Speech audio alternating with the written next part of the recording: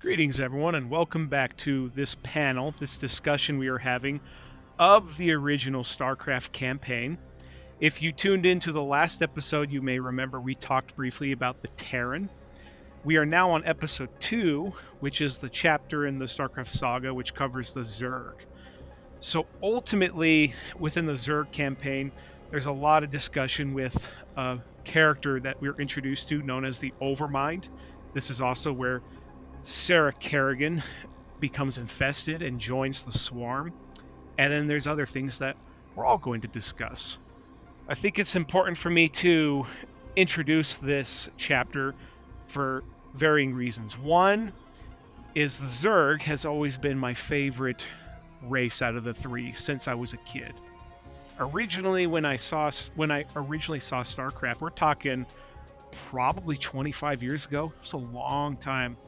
I had a friend of mine bring Starcraft over, and this was in a time where we were downloading computer games through CDs. There was no digital downloads or anything like that.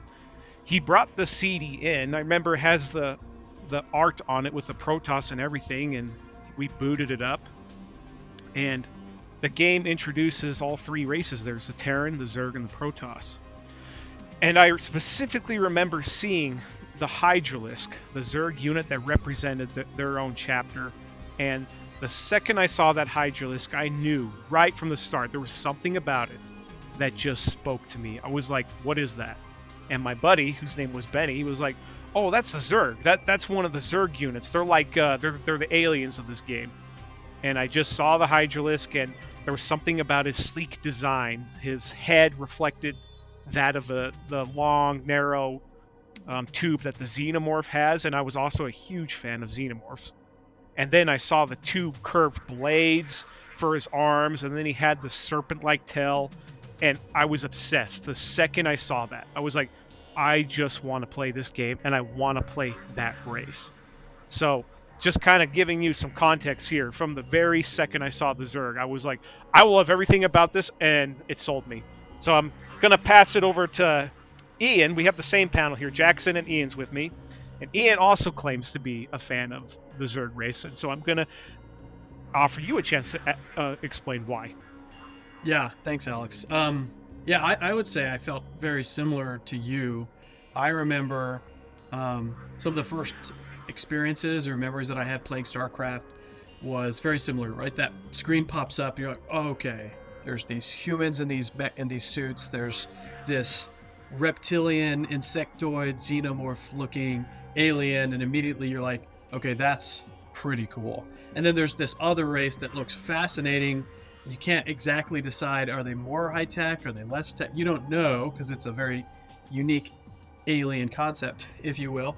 But the Hydralisk and the Zerg kind of really jump out right away because they evoke other images and ideas from, like you pointed out, the Aliens Xenomorph franchise, or the kind of the bugs from Starship Troopers.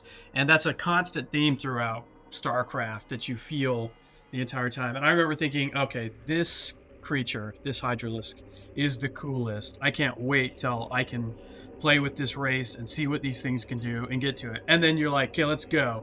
But you click on the Zerg campaign and you can't play it right away because you're like, oh, I have to beat boring humans. Dumb. And that's what you have to do to start the game. I also remember one of my first memories before I had the game myself on my own computer. In our middle school, we had a computer lab because they had different types of computer courses for us back in the day. And the computer lab teacher was so cool. He had beta versions of StarCraft on several of the computers that were there. But because they were beta versions, you really could only play PvP as the Terran versus other Terran. So sometimes we'd wait, get to school a little bit early, wait for the instructor to show up, as like there'd be a line around the door on some days because some of the other nerds would want to play too. And we'd just all bust in there, grab some computers, and set up these private LAN games so we could play each other head to head. But it was only ever Terran versus Terran. I just loved being able to play the Zerg when that finally opened up to you. Wow, I'm kind of jealous of your school years if you got to play StarCraft. Jealous too. Yeah. Just had to be the early bird, I guess. Wasn't your favorite race Protoss, Jack? Just kind of asking. Yes. So I can't really say the same as you guys when I saw the Zerg. I was like, oh, so overcome. Like, these guys are awesome. Then not saying that the Zerg aren't awesome because the Hydralisk design of kind of like that Naga-like body morphed of a Xenomorph looks cool. Like, this thing is, when you look at a Hydralisk, this is a killing machine. Doesn't even have arms. He is basically made to just decapitate people. And also in the game, they spit. So I don't even know if they use their arms in StarCraft 1. I think StarCraft 2 they might have a animation for it, but it's kind of an interesting thing that you don't ever see them use those arms in StarCraft 1, even though it's such a cool concept of them. It's funny that you bring that up.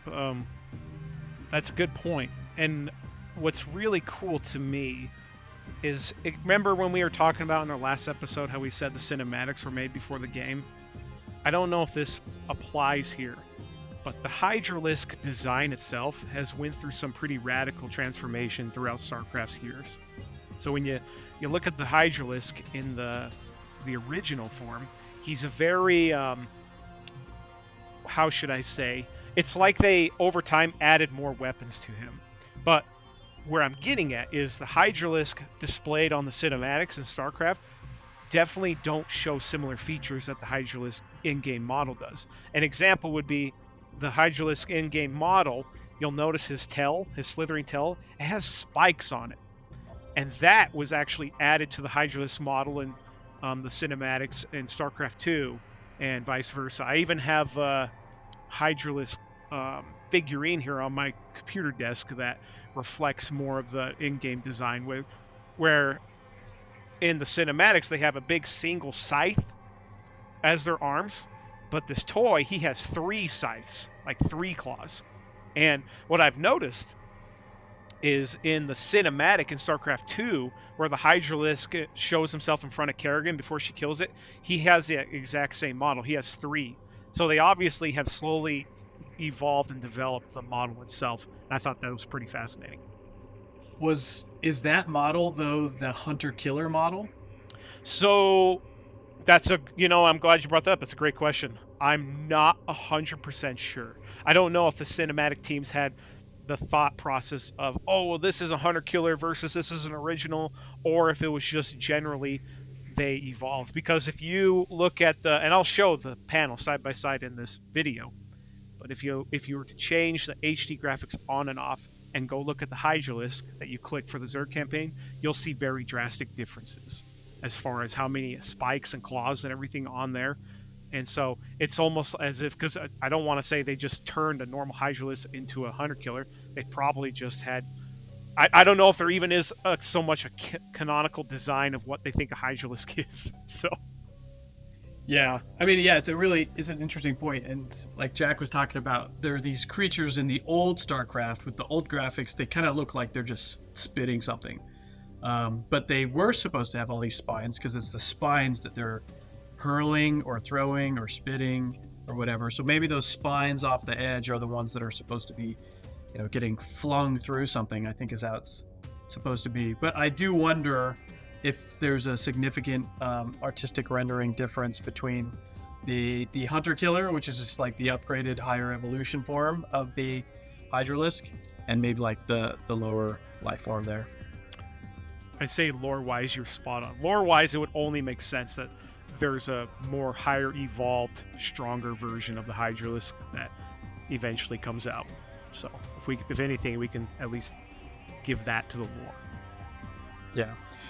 Another thing that I always thought was interesting, and I was just deciding to check it out before this, but you have all these Zerg creatures, with like 1 or 2 notable exceptions. We have all these Zerg creatures that are either Lisks or Lings, and I think that was, obviously intentional.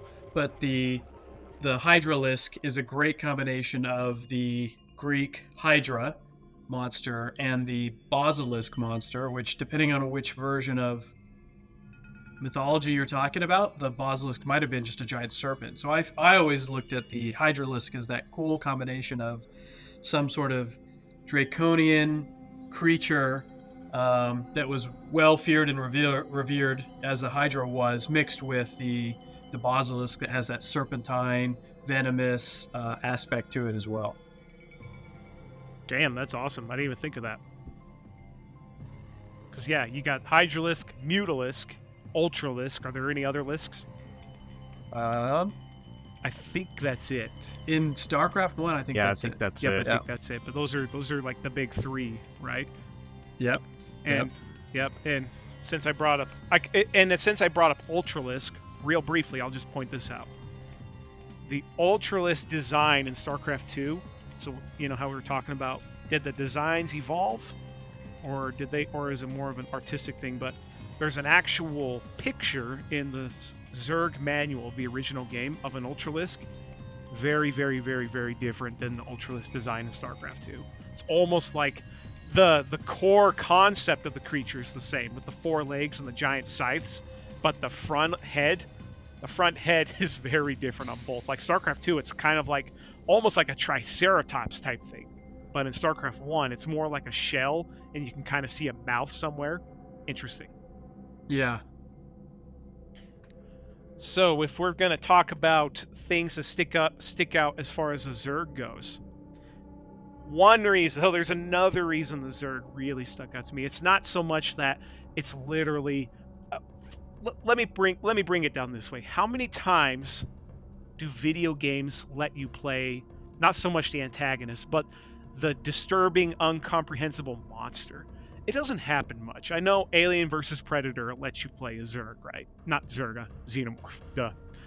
But the point I'm getting at is not many times does the game let you play something that's just straight up like how would you even begin to... First of all, how do Zergs work with buildings? And so when I saw the buildings in this game, that blew me away. First of all, the creep is an awesome concept. The purple creep that the Zerg make. Second, I'll never forget when I saw that their buildings bled.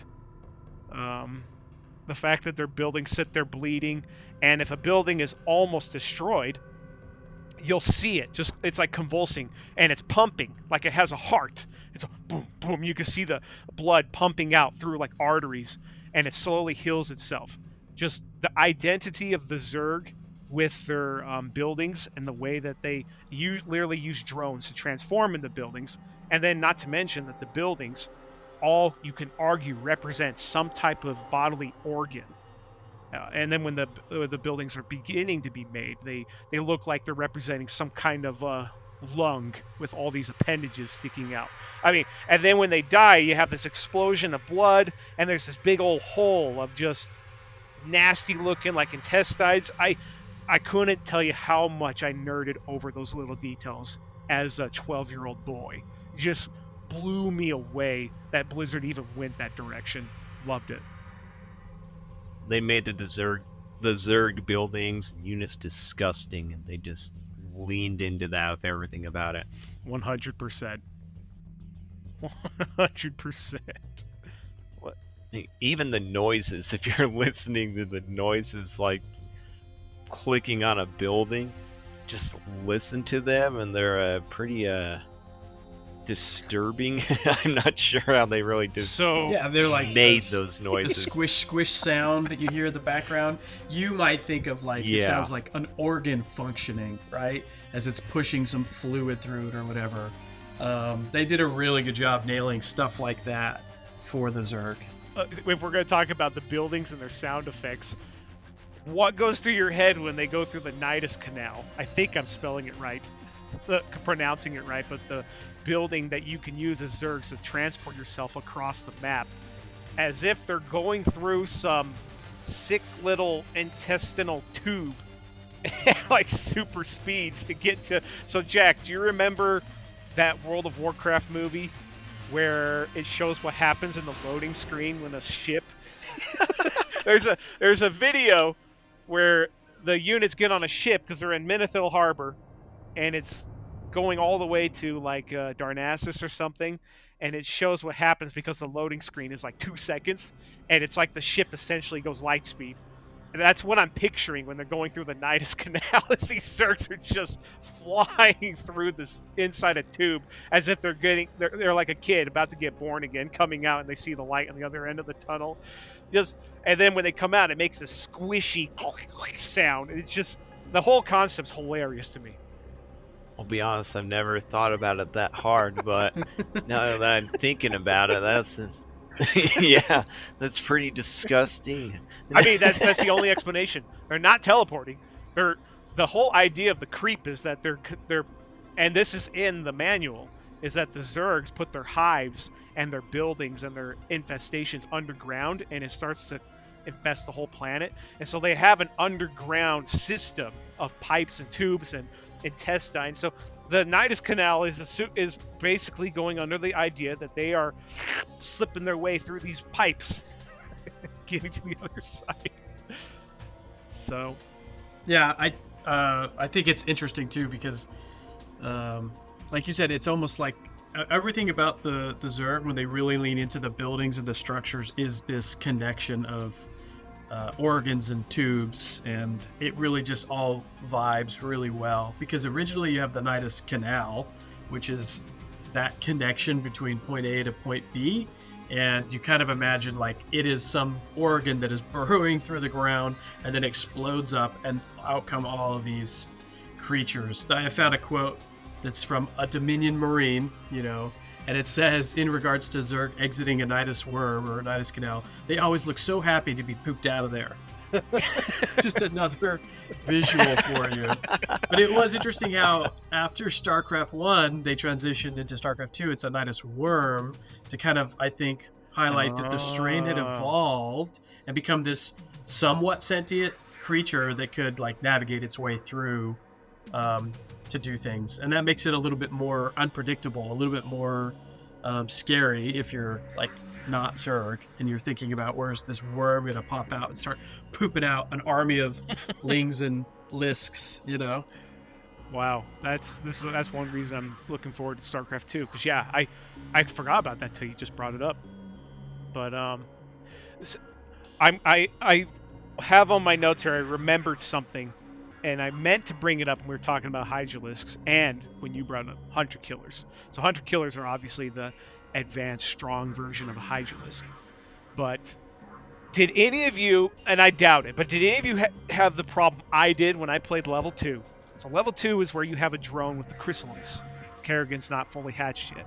And you're supposed to transport it to the bottom right side of the map. But there's like 6 or 8 Hunter Killers guarding it. And when the map started, I went, oh, sweet! I got these Hunter Killer units. They're going to be real handy. And then I clicked them. I'm like, oh, they're just guarding the Chrysalis. I can't use them. And so what I did was I played the whole map, killed the Protoss, and then when I went to grab the drone, all of a sudden when my unit went next to the Hunter Killers, they became usable. I was like, no! Like, it's like, you've got to be kidding me. I could have used them the whole time. And so get this. I went, if I could have used the Hunter Killers the whole time, now I'm curious. I restarted the level, and I grabbed them instantly, and I verified you can do this. You can just, if you use the Hunter Killers and the remaining units they give you, I think it's like 2 Hydralisk and 2 Mutalisk, if you use literally the units the map gives you, you can beat the game without building a single thing. I grabbed them, took the drone, and I went all the way to the end. And when I got to the end, I was like, had 1 or 2 Hunter Killers left. But I made it. Wow. So you can actually beat that map in like 2 minutes if you just grab your units and go. Because that's how strong the Hunter Killers are. I did not know that you could do that. I never struggled to get control of the Hunter Killers. But I didn't know that you could just take all of those units and go straight down and crush things. It makes sense, because there's just a bunch of zealots on the map for a while, and then you run into some dragoons, but that's not too bad or not too hard. Correct. And I never would have even thought of doing that had I not had the frustration of realizing, of not using them. I wanted to use them, so I restarted the map, and I'm like, hey, this will be an interesting test here. So that's where that came from. I might do that now. It's actually kind of fun. A little challenging in a way, because like I said, I barely made it. So maybe I'll even do better than I did.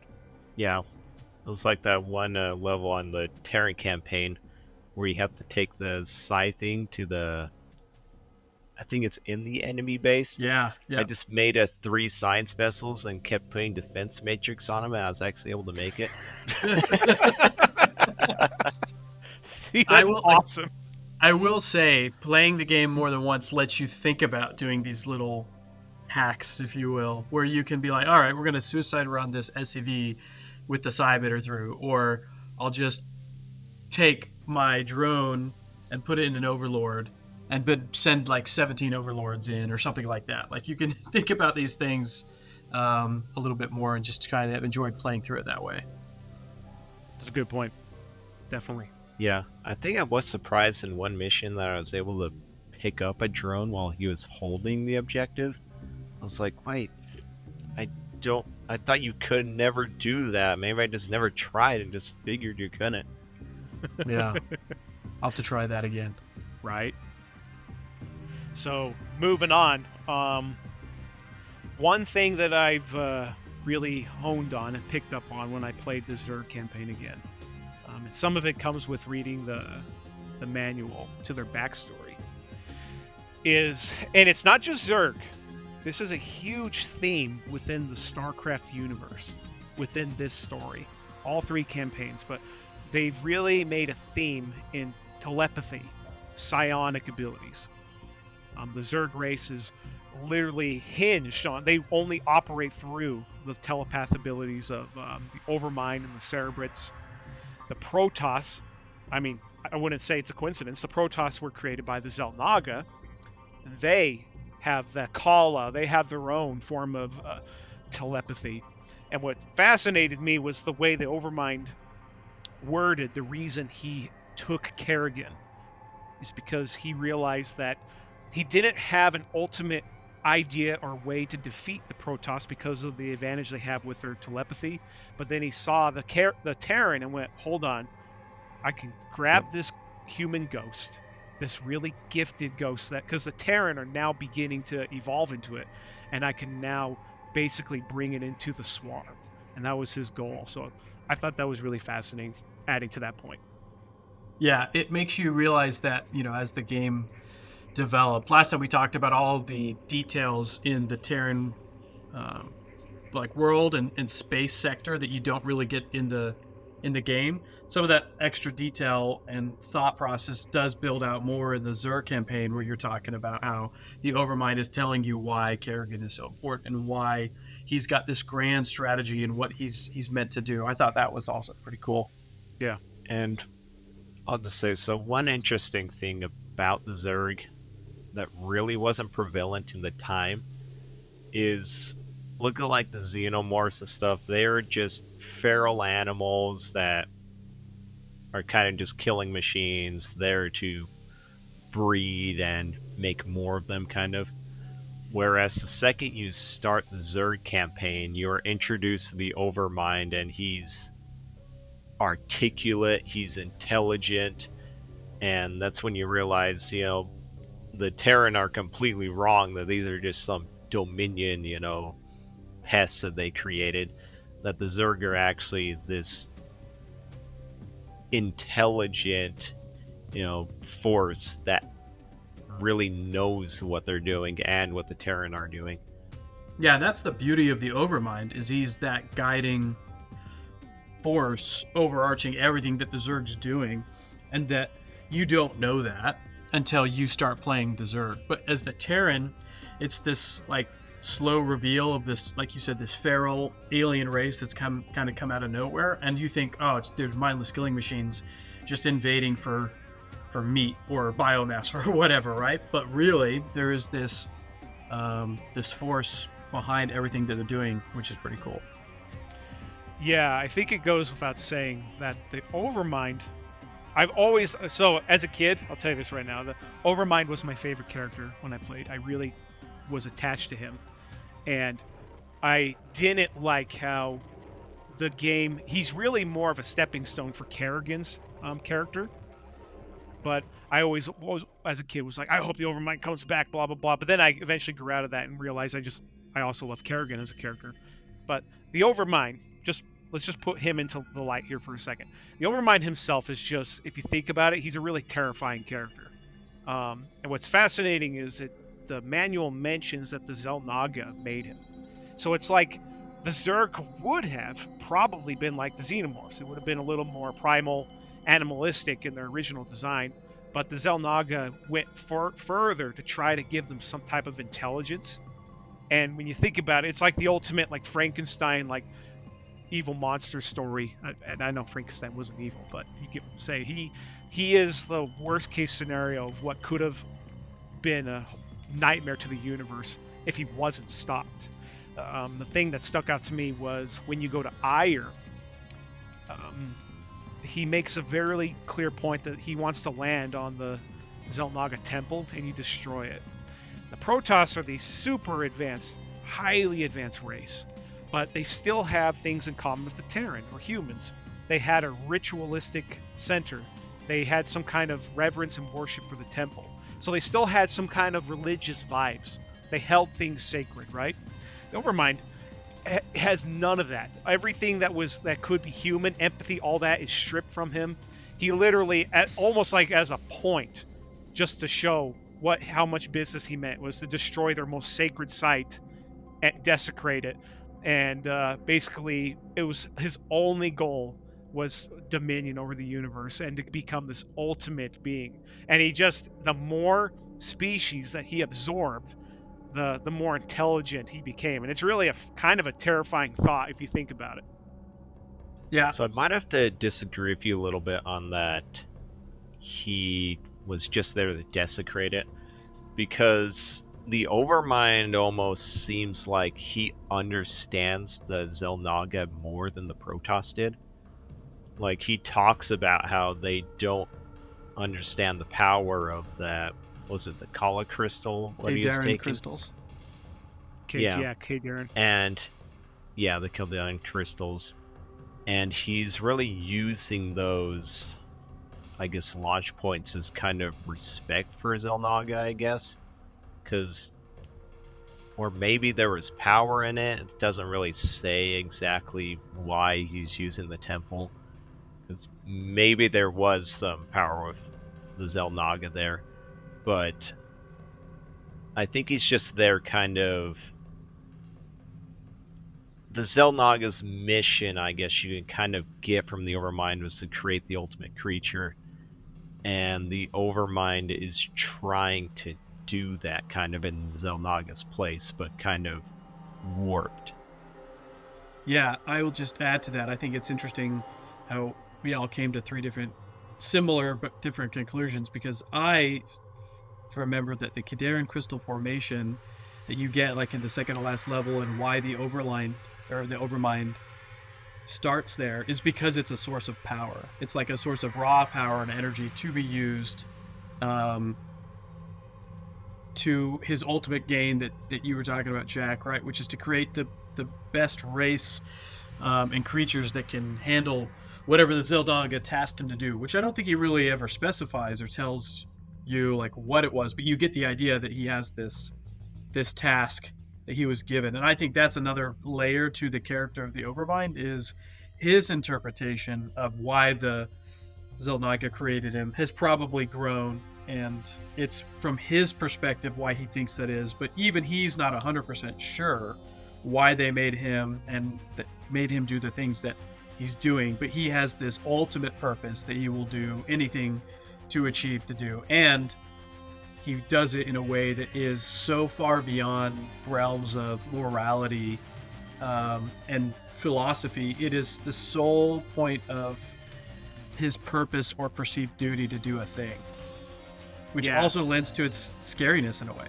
Exactly. So, yeah, I don't know if we necessarily disagreed there, Jack, because what you said there, I'm kind of like nodding my head, like, yeah, no, I think he obviously had more than just, he had other reasons. The crystals, there were ties to the Xel'Naga, but if I could at least put some light here into a story level, as far as desecrating the temple and falling on the most sacred point, that's definitely how the Protoss saw it. And the Overmind didn't give too a damn about them. Didn't care about what they thought. He'll make them extinct if he has to. And Yeah. he also has this this is something I always thought as a kid, but the Overmind has this biblical way in speaking. The way he has this narrative, it's almost prophetic in the way he sees the universe. And he has this like almost like a zealot in a dark way, right? And so, yeah, if you're going to say something, Ian, go ahead.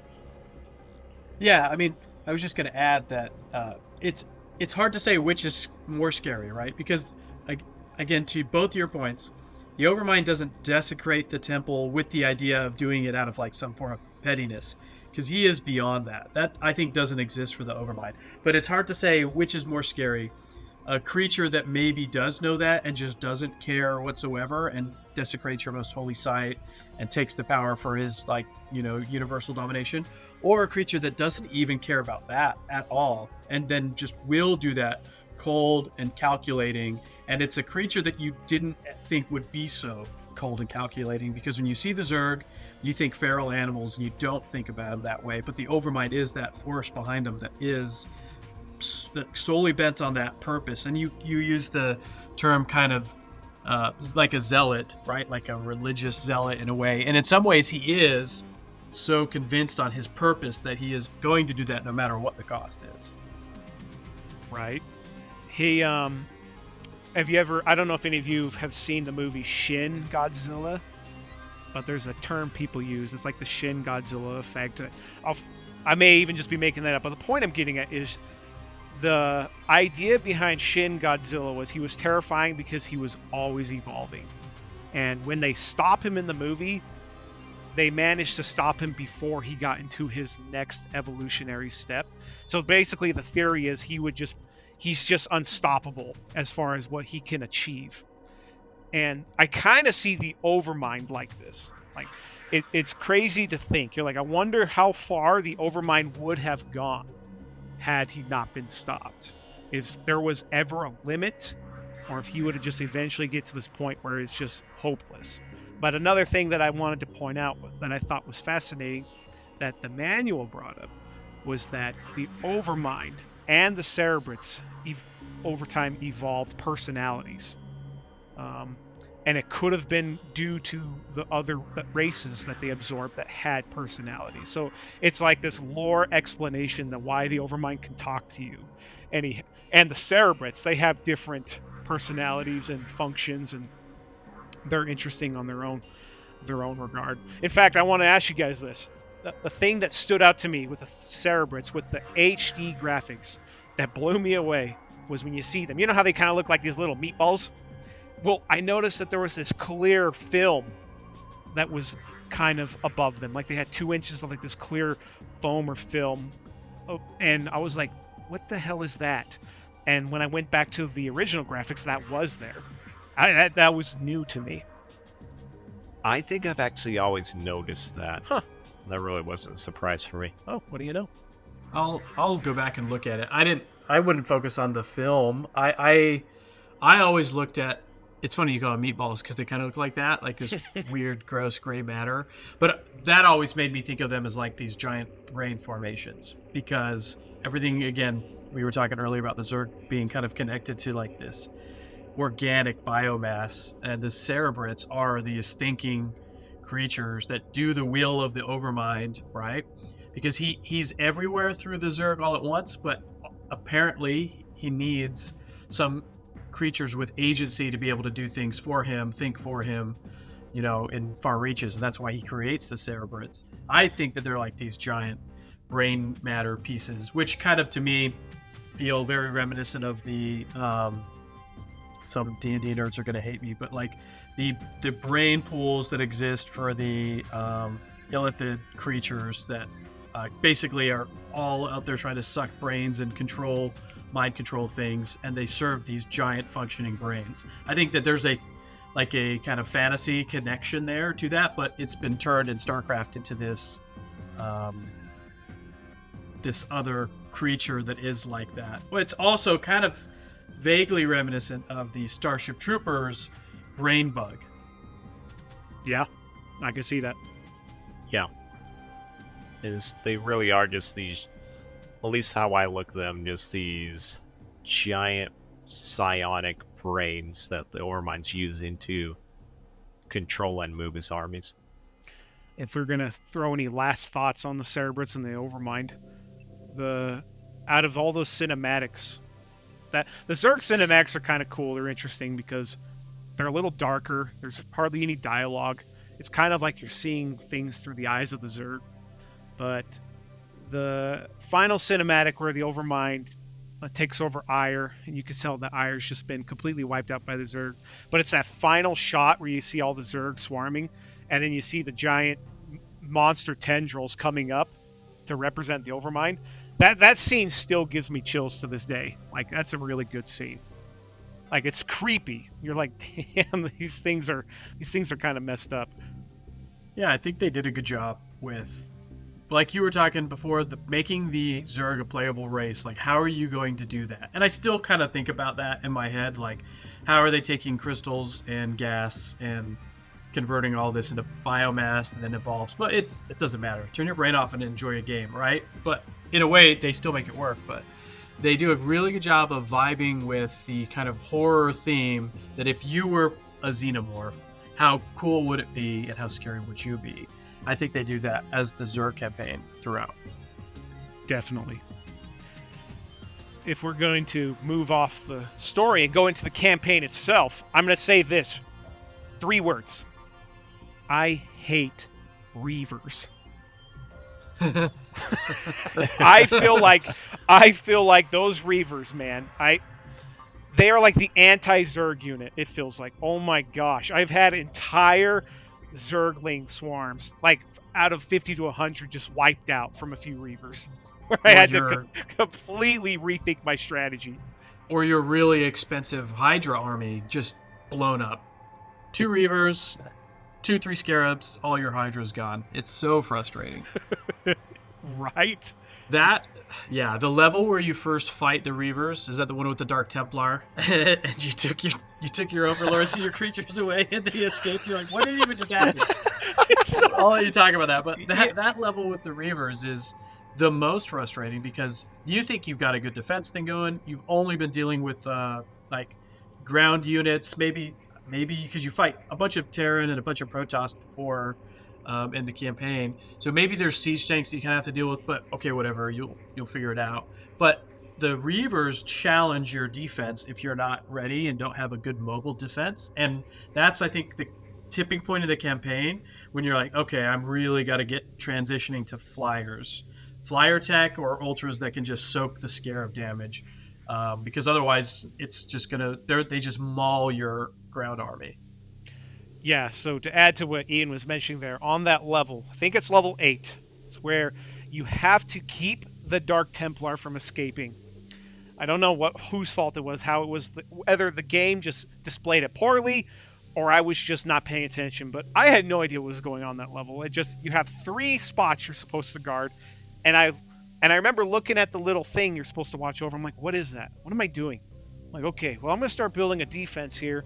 And I started moving the units away because I was going to put them somewhere else, and it got mad at me. It's like, you're supposed to be guarding that. I'm like, fine. So all I did was I put my Overmind over it, and then took all the units away.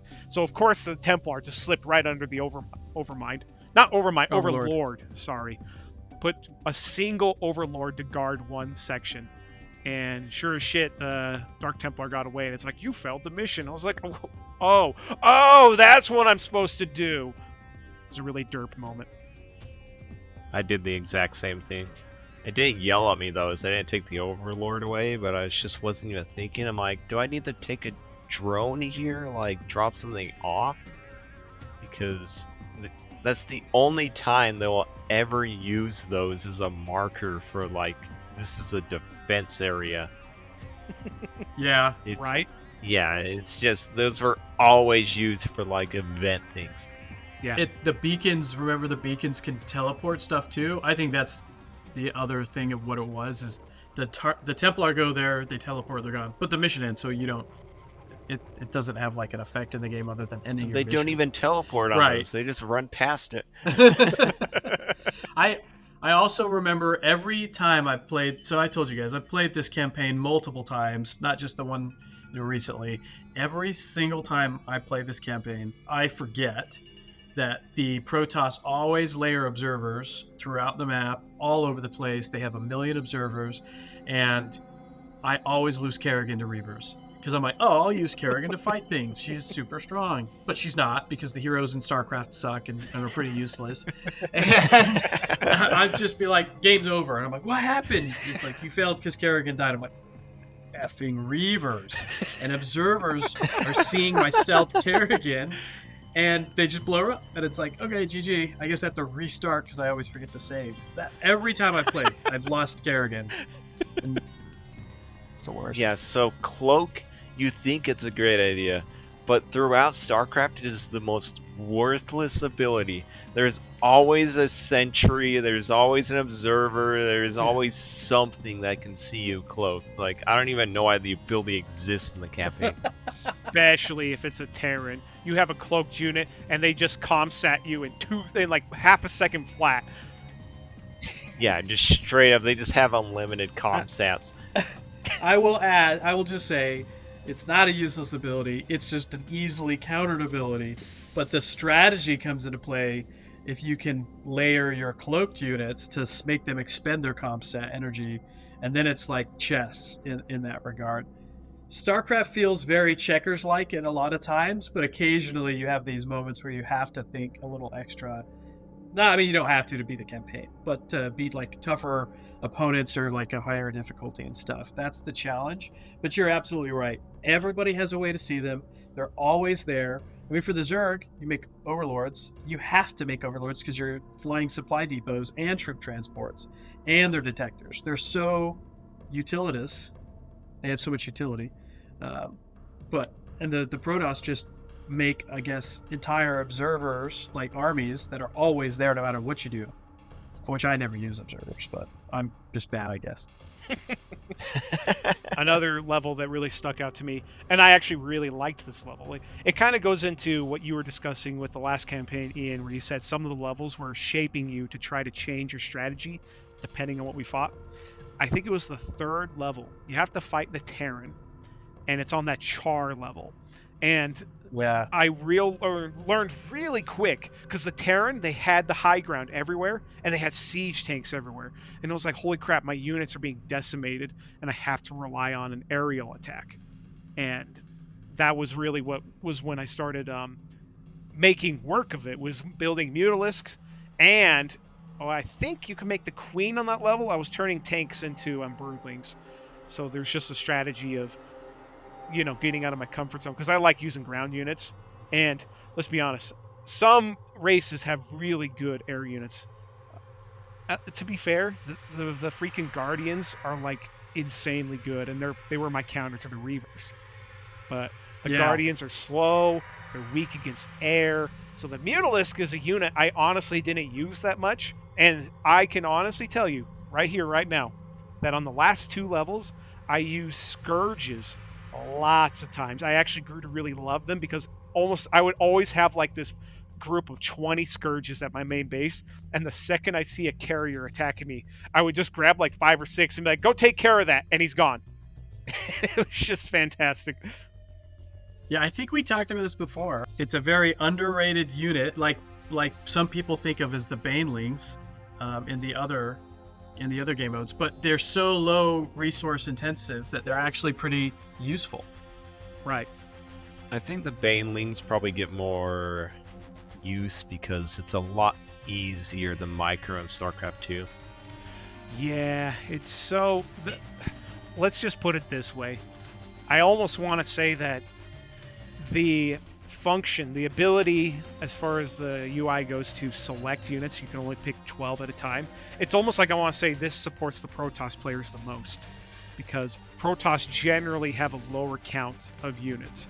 Whereas if you're a Zerg player, it's like, oh my gosh, I'm going to send these 500 Zerglings to this base, and it's going to take me 5 minutes to select them all and tell them to attack it. But StarCraft 2 fixes that, obviously. But that's always been a frustrating thing there. Yeah, I think that was probably why I gravitated to the gameplay approach us. just because there was a lot fewer units. Yeah, that's Yeah. the one drawback of Zerg. I think that's one of the things that is it is a pro and a con of the Zerg, because the Zerg gameplay is, hey, we're gonna make this massive army, charge it in, it's gonna do some damage, it'll probably get wiped out, but by the time you have another mass army, and it is this wave of creatures to just throw at stuff. The problem is you need to have all the resources ready to go for that and to rebuild it quickly. So if you're not ready to macro that, then it's very difficult. But the game, with, like you were talking about, the high ground for the Terran and the Reavers in some of the places and stuff, the game does a pretty good job of making you have to change strategies a little bit. And I found myself also, by about that midpoint in the game, going to flyers a lot more than I remembered doing, because it's fun to have an army of Hydras and Zerglings and Ultras, but the flyers really do have a lot of power. Even though the Guardians are slow and annoying, their ability to just wreck anything on the ground, as long as they have support, is pretty awesome. Right. I made it a point. I guess if somebody's listening to this, they're probably going to be thinking, this is great, but where's the talk about Kerrigan? Because Kerrigan's the face. She's the literal mascot in the face of the Zerg. And if there's anything I wanted to make clear, we're going to have many more episodes on this, and Kerrigan is a main focus character throughout this entire game. So that's the reason we haven't talked much about Kerrigan. But I will use this opportunity to bring her up now. There's two things. One, in the Starcraft novels, some of the early ones I've been reading, it's confirmed that we all know she has red hair, but it also confirms she has green eyes. And the older image of her confirms that as well. I think it's funny. I just want to point this out as the 90s kid in me. I think this was a very popular trend with fictional writers in the 90s, whether it was movies, comic books, especially comic books. But the red-haired girl with green eyes was everywhere. And there must have just been some type of thing that everybody had for that look, that iconic look that women had. So I wanted to throw that out. And two, in the first cinematic where you can see kind of Kerrigan's point of view inside the chrysalis, like you can see the Hydralisk kind of looking in. It's like you can kind of see her dreams and all that. And then it briefly shows her in there for a minute. And she says something. I never knew what she said, but the subtitles that I have enabled this time verified she said Jimmy. Yeah. And so that was a whole new dynamic. I was like, oh, she's reaching out to Jim Raynor in the chrysalis. I thought that was interesting. And to talk about, I guess, the red hair, green eye. So Metzen, I think, created Kerrigan as a kind of a joke character. He created the art and everything. And if you know Metzen, he's a really big comic book nerd. Yep. I think Soldier 76 was actually a comic he created back in the day. So just to give what Metzen is doing, he was actually creating his own comics. Like, this guy was really big into that. So that's probably where he got most of the Kerrigan stuff from, at least in her looks department. I mean, that makes sense. Overwatch is basically just a comic from Blizzard anyways. So Yeah. Yeah. That does make sense. I'd not thought about some of that stuff. The Jimmy connection has always been cool to me, because it is her, again, she's using those psionic abilities to reach out, and he references it later in one of the episodes or games levels, and there is that connection between the two that I think is pretty cool. And I think it's fine to not delve too deep into Kerrigan, because like you said, we're going to talk about her more, but also because there are levels in the game, the Zerg campaign, where there is no Kerrigan, and that's by design, because part of it is, hey, protect the chrysalis, make sure it hatches. Okay, the Overmind's like, great, now serve Kerrigan and help her reach her potential power. Great. And then there are a couple of levels where you don't even have to worry about her, because she isn't the main star. She becomes incredibly important later, but for the Zerg, it's all about getting the Overmind to Ire, and that is like the so what of the Zerg campaign, and you're able to do that. to get him to that point of power, to get to the next level of what the Zerg are going to be. And it really does set up the Protoss campaign really well. Yeah, and Kerrigan doesn't even go to Ire with you. Right. So she's completely missing from that whole chapter. Yeah. And the episode that you mentioned where she comes across Raynor and you're supposed to, it like mentions like kill Jim Raynor. It's an interesting part in the story that she lets him go. Because it almost seems like a plot hole, but not really, because you're like, wait, she's a Zerg. I would think she want to kill him, but I think it also kind of, it emphasizes that there's still a little bit of her in there, even though she's controlled by the Overmind. Yeah. Well, so what's cool about that point that you say, though, is it's almost like what you said. It's the Overmind lets her have that. He says specifically to the other Cerebrants, he's like, I know, let her go, my children. I've let her have so much agency because it will be necessary for her evolution. So there he is again, 10 steps ahead of almost everybody else. And he's got it all figured out. He's like, it will be necessary for her to deal with that. And it's hard to know if that's because this is the first time the Overmind has taken a psionic human with that power to do that. And that's just a piece of, a Terran being brought into the Zerg swarm, or if it's something else that is just the Overmind's ability to plan ahead into the future and see that. So I think it's a pretty cool story arc for that. Yeah. It also shows it's the Overmind's kind of need to create the perfect life form, which is kind of, I guess if you look at it, it's what Kerrigan ended up being a little bit. But it's the Overmind really covenants the Protoss, and I think his ultimate goal was to create hybrids, which, if you played Starcraft 2, is a big part of the story of Zerg, and Protoss hybrids show up because he says that he wants to assimilate the Protoss, so that's probably was going to be his end goal with the invasion of Ire. So psionic abilities and free will, or being able to think for yourself, that probably was I guess what the Overmind was striving for, was also. So they say that the Zerg is the purity of form and the Protoss are purity of essence.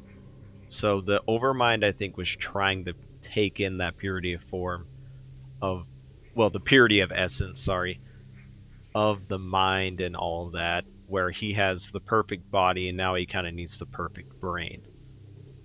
I think that's the great part about the Overmind's character. It's just that, is you can go down so many routes to what his goal was and what he had in mind.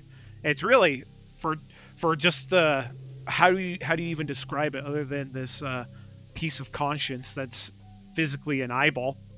But it's a good character, interesting character, very much so. So episode 2, the Overmind says something that's pretty interesting in the debriefing room. So he says, if ever your flesh shall fail, that flesh shall be made anew. That is my covenant with all Cerebrants. So that's the Overmind speaking like he's a god there. So I just thought that was interesting, of kind of what the Overmind thinks of himself. Yeah, let's trigger some people and bring up the connection there, or the correlation to the verbiage that sounds somewhat biblical and the all-knowing, supposedly all-knowing and very powerful creature that is the Overmind, right? But it is, like, I think you bring up a really good point that I hadn't thought about. It really is, the Overmind is speaking in a way that is reminiscent of a deity, and he probably does find himself to be that way. Because when the Dark Templar actually destroy a Cerebrant, he is shocked. He was not all-knowing at that point. He was not sure that was going to happen. Maybe knew it was possible, but it's hard to tell if that was hubris or if it was just, he had just not experienced it yet and didn't think it was really going to happen. So I think that's a really good point. Yeah, I think it's not we're not stretching anything if we're going the route of saying the Overmind probably assumed he was a god, or that he was ascending to godhood. We were talking about how he had like that really scary radical zealot perspective, and it falls right into that. And it could even be even darker because, yeah, going off of everything he's saying, everything he knows, he definitely has all the qualities of that being that basically sees himself as always in the right, and he will do anything and he can in his power. So Ian brought it up when talking about the Dark Templar killed the Cerebrate. That was something that stuck out to me that I completely, whether I forgot or I did not know, but he mentions the Templar's name, Zeratol, which is the first time he's mentioned in this game. But Zeratol is basically responsible for the Overmind figuring out where Ire is. And I'm not saying it's his fault that Ire was destroyed, but I just thought that was very interesting. I mean, how would they know, right? But again, it really set things into motion. Like, killing that Cerebrate was, you can say, not a good idea. So yeah. I mean, I'll probably let Jack expand on this a little bit more, but I think that moment is a watershed in the game, because it is that moment where the Zerg campaign could be just, all right, among the ashes, we've destroyed a bunch of Terran, and we have this chrysalis to hatch. Now let's just guard it. Like, it's kind of just going in that direction. Nothing is happening until you make contact with the Protoss in combat with them, right? And the Protoss set Kerrigan up and get a Cerebrate killed, and it's like, oh crap, the Zerg have a flaw. The Protoss can take advantage of that, but all of a sudden, now the whole direction of the campaign and the story changes drastically, because the Overmind is like, I know where Ire is. I've created my plan, and we are going to go to, he's a step closer finally to his final form that he's been seeking, because Zeratul has, like you said, made that connection with him psionically or psychically. And I think that Zeratul's character throughout the rest of the game series has that weighing on him all the time, which is driving a lot of the things that he does throughout, because he is the reason that the Zerg found Ire. Yeah, you put it well. Yeah, and I think it is a good point. I think you brought up, Ian, that it probably wasn't his intention for that, because, well, it's weird to know that he probably figured out somehow that his powers were like the Overmind, because the Overmind mentions that, or it might have been the Protoss or the Overmind who mentions that the Dark Templar are using the same power as the Overmind, which brings in a lot of questions, because if you look at the normal Templar, it's just really normal psionic abilities, kind of like the Ghost, where the Dark Templar are completely different in that they're channeling this void energy and all of that. So it's the Overmind is using this completely different energy from kind of a different realm of telepathy. Maybe it's the same coin, or it's just a different direction of that. But I'd like to know how Zeratul probably came to the idea that his power would be able to destroy a Cerebrate, but he probably wasn't thinking of the consequences of it, that his mind might actually touch the Overminds, and the Overmind will know all that he knows, which led for the destruction of Ire. Yeah, we talk about the cool characters in this game. I love the Zerg race. Hands down, to me, the most favorite race to both like play as and to kind of enjoy the theme of it. But I do think the characters of Zeratul and Tassadar are some of the best characters in StarCraft, because the characters for the Zerg, you have Kerrigan, fine, great. You have Jim Raynor, really is the only interesting Terran character. He's the cool guy Hick from the backwater station that we talked about before. But you have Zeratul and Tassadar, and even though Zeratul is not the star in the original StarCraft, or even too much in Brood Wars, I mean, he's more important, but not so much. It's really about Tassadar when you get to the Protoss campaign. But StarCraft 2 really builds on that and really points out that Zeratul seen and done so much. There's a reason he's called the Elder. I think that it would be really fascinating to dive deeper into that part of the character and say, this is how he came up with this idea. Did he even know the risks? Did he know or consider that him using that power and making that connection with the Overmind would even happen and potentially lead to the destruction of the Protoss homeworld? And again, at this point, it'd be really fascinating to know, if he did know that, what his risk calculation was, because it might have been the Protoss homeworld, but it was not the Dark Templar homeworld anymore at that point, because they were on the other planet at this point. So what's really cool to think is I'm trying to explore this universe more than I ever have, and there is a Dark Templar trilogy written out there. So I'm eventually going to get to it. So it would be absolutely fascinating if we find out more information of Zeratul that the games don't shed. But you mentioned Tassadar and Zeratul, and I think that's just a great way to ease ourselves into the next episode. Because obviously we discussed the Zerg here.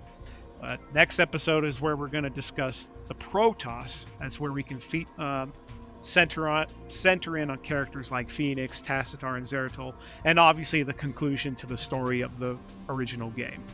I think that's great, and I'm looking forward to it. Do you guys have anything else to add? I would be remiss if I didn't also just mention that I think the Ultralisk is also one of the coolest, scariest creatures that you can control in the game. We talked briefly about it, some of the other Zerg units. I mean, we didn't talk about the Defiler, which... I will talk about the Defiler for a second, because the Defiler is also a really cool character. You want to talk about scary-looking Zerg creatures.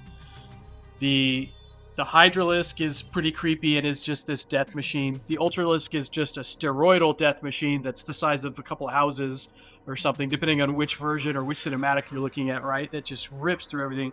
The Defiler is just this creepy looking creature that reminded me, when I was young, of this like weird worm-like creature, but when you look on its character face, is that giant mouth that looked like, in the old Spawn movie, there was the character that the clown would turn into, the demon. He would transform into the demon that was played by John Leguizamo. That giant mouth that would open up. That's what the Defiler always reminded me of, with those little red eyes and everything.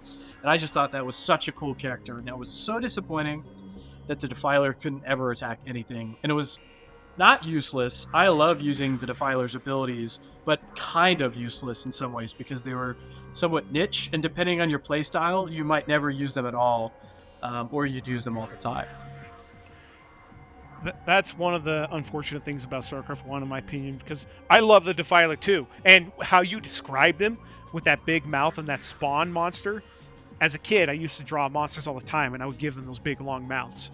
And yeah, I could totally see it. The Defiler was so cool. And the way his body wriggled around. This is one thing that StarCraft 2 did so well, is that these caster-like characters, you could set them to auto-use their spells. And in a StarCraft 1 setting, that would have made him so worth making. But I unfortunately never saw the need or the purpose or the idea of even making one. I just built a big army and beat the Protoss like that, right? But yeah, it's such a cool unit. The concept, adding to when you're talking about these units and how terrifying they are, the one thing Blizzard absolutely killed with the Zerg is the sound design. The growls and the roars from these monsters. The Queen in StarCraft 1 unit, there's a kind of roar that she does that like echoes, and it sounds so good. Like, you're just like, damn, the sound design, it just... love everything about playing the Zerg with the reason to that, right? So absolutely, I completely agree with that. Yeah, I'll just, again, the thing about the Defiler that's also fun, depending on how you want to play, because sometimes I play the game and I want to clear everything on the map, I want to destroy everything, I don't care how long it takes to play a level or play against a computer or whatever. Other times I'm like, let's just do this real quick. But the Defiler's ability, the Plague ability on Terran, was one of my favorite things to do, because I just keep him burrowed somewhere, pop him up, Plague buildings, and the best part is the Terran buildings will just burn down, and they might just be destroyed. I would do that all the time on like turrets and bunkers and everything else like that, because if they don't fix them, they just burn down and they're dead. The Protoss doesn't do anything to the shields, but they can't fix their buildings, so it's also pretty useful. Didn't even think of that. That's actually really cool. Yeah, screws Protoss players a lot. Yeah, yeah. You got your glorified shield. But especially Terran. When you like throw it on a bunker, it's like, crap, I gotta get an SCV over their stat or this thing's gonna explode. It's actually one of the best parts about being a Zerg is despite having the annoying complexity of having to click a million groups of units, at least you don't have to worry about repairing your units or your buildings. Yeah. Alright, so we can't end without talking about the best cinematic in all of StarCraft that happens during the Zerg campaign. It's the one where the Terrans go to demolish the science vessel. Yes. The old nuke in the ice and the beer. Yep. The Amerigo. Yeah, I got your Zerg right here. Yep, it's that line. It's that line. And I quote it to this day. We have never not stopped quoting it. I got your Zerg right here. And then his head blows up. Yeah, it's like the dumbest line ever. It's just amazing. It always bothered me, and it still does, because there's the dude that's with him, not in a suit. He has the little visor and what looks like a shotgun. So you're like, that's a ghost. And that dude is just trash. He is wasted space, useless, just cries in a corner, and then hits the button to blow everybody up. What is he doing? He's supposed to be this highly trained spec ops, psyop guy, but he's not. Never even thought of Yeah, that. I did notice that this time. He's just like, ah. He's just, Well, it's great because they're like, he's just sitting there looking back and forth as everyone's dying, and they're like, blow it, blow it. He's just like, oh, yeah. has this inner monologue, like, oh my god, do I blow it? But then I die. But I'm going to die. oh, there's a Hydralisk in front of me. Now it's not hard to press this button.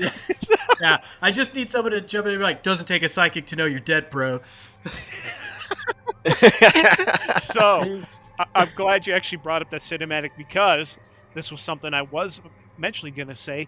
The scene where you see the Hydralisk coming down the halls, I think that was an obvious shout out to the scene in Aliens where they're crawling in the roof.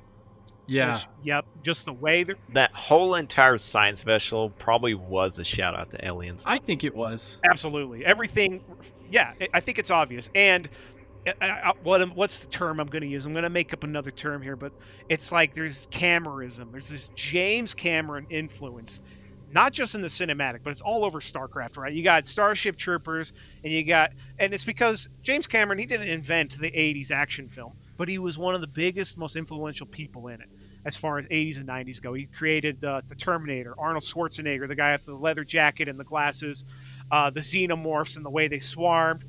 But the character, the ghost character, his look, it reflects everything we know about Duke Nukem, Rambo, the Terminator. Everything about all this screamed the accumulation of 90s action movies. The only difference is the guy who looked badass like Duke Nukem wasn't badass. He was a little pansy. Yeah, I love that. That was actually, and probably still is, my favorite StarCraft 1 cinematic, just because it is like a piece of a movie that you're watching, and it's a piece of a good movie. It's reminiscent of Aliens, and it just harkens back to the creepy fear vibe that the Zerg generate for the Terrans, and the Terrans are going on the science vessel, the Amerigo. I'll just briefly take it back to what I love. One of the things that was really cool in the Terran campaign when you're playing is you're walking through the science vessel with the Terran, and you discover that they have Zerg in the science vessel and they're doing experiments on them. At that point is this moment where you're like, holy crap, something is broken here. We have just discovered something wrong, and probably a really big deal, right? And then you flip to the next campaign with the Zerg, and you're Kerrigan going onto a science vessel and kind of depositing Zerg there because she's trying to steal that information. And the cinematic is them going back to an infested science vessel. It's just brilliant. That's really, really good writing, in my opinion. Completely agree. Yeah, especially the Thank God for cold fusion part. I got your Zerg right here. That level where you're Kerrigan on the science vessel, it gave me trouble at the very end. I only had her and like 100 killer left, and there were like 4 ghosts on top. I was like, son of a gun! but I managed to make it. Yeah, I mean, spoilers for next time. There's a Protoss level like that. They had so much freaking trouble with. Ooh, I'm excited. Ooh, I'm actually looking forward to that. That'll be great. So, but yeah, great cinematic, good campaign, good story. Got the Protoss next, and then we can seal up the original Starcraft. So, I said my piece. Do you guys have anything else to add? Good to go. Yep, nothing here. Awesome. So yeah, next episode we will be discussing the final chapter in StarCraft, the Protoss. Get to talk about Phoenix, Zeratul, the whole party. So yeah, looking forward to it. I appreciate you guys coming on and talking about this. So, thank you. Thanks for having us. Thanks for having us again. And we'll see y'all later.